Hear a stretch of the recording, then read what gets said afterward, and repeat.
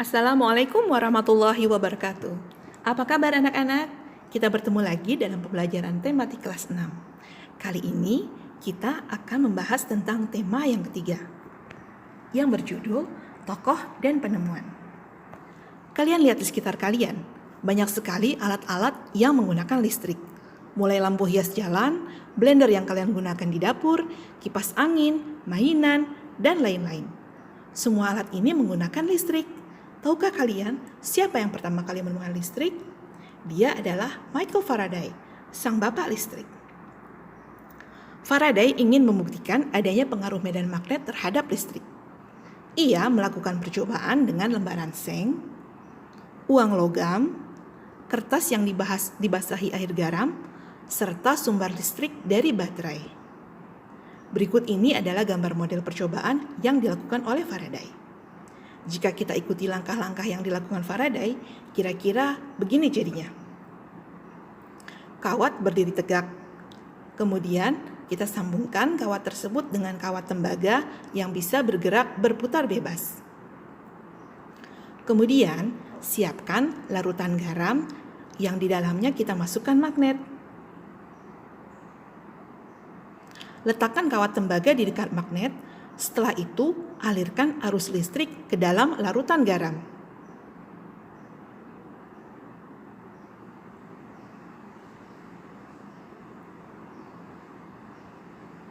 Ini kawat tembaganya yang bisa berputar bebas. Kemudian ini adalah magnetnya. Magnet ini akan diletakkan di tengah-tengah air yang sudah diberi garam tadi.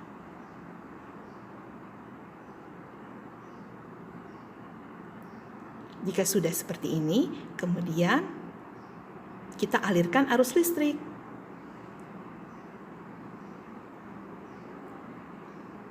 Aliran listrik ini menyebabkan kawat tembaga memiliki sifat magnet, sehingga akan melakukan gaya tolak-menolak dengan magnet yang ada di dalam larutan. Dari gaya tolak-menolak yang terjadi terus-menerus inilah kawat berputar. Ada kutub positif dan ada kutub negatif. Ketika kutub ini ditukar, maka arah perputaran kawat pun bertukar.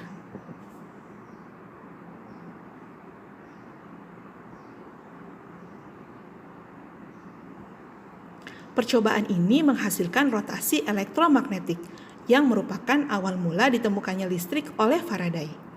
Alat yang ia ciptakan bernama motor homopolar. Dalam alat yang diciptakan Faraday ini terjadi sebuah gerakan berputar terus-menerus. Gerakan ini ditimbulkan dari gaya lingkaran magnet yang mengelilingi kawat yang panjang hingga ke dalam larutan merkuri, dan di dalam larutan tersebut sudah terdapat magnet. Sekarang kita akan membicarakan tentang rangkaian listrik seri dan paralel. Penemuan Faraday ini menginspirasi penemuan berikutnya, termasuk rangkaian listrik. Dalam sebuah rangkaian listrik, kita memerlukan beberapa alat, yaitu lampu, sumber energi seperti baterai, saklar, dan kabel. Yuk kita coba membuat rangkaian listrik yang seri. Pada rangkaian listrik yang seri, bola lampu ditata berurutan atau berderet. Jangan lupa memasukkan ujung kawat tembaga atau kabel tembaga ke dalam kaki-kaki lampu, seperti ini. Setelah selesai, sambungkan ujung kabel lainnya kepada saklar atau switch kecil. Sedangkan ujung lainnya lagi kita hubungkan dengan sumber daya. Dalam hal ini kita akan menggunakan baterai AA. Ini dia, lampu menyala agak redup pada rangkaian seri.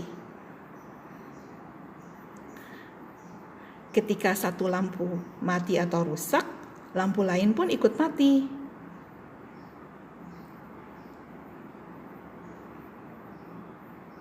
Sekarang kita akan mencoba rangkaian paralel. Pada rangkaian paralel, lampu disusun seperti ini, sejajar. Kemudian ujung-ujung dari lampu yang disusun sejajar itu dipertemukan kembali. Kita masukkan ke dalam kaki-kaki lampu ujung dari kabel. Setelah itu, sambungkan kedua lengannya.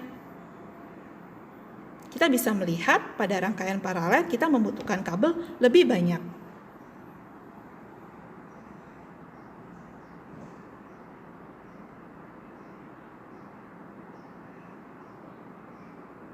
Jangan lupa hubungkan juga lengan yang satunya lagi. Nah, ini adalah sumber energi kita. Perhatikan ujung positif dan negatifnya ya.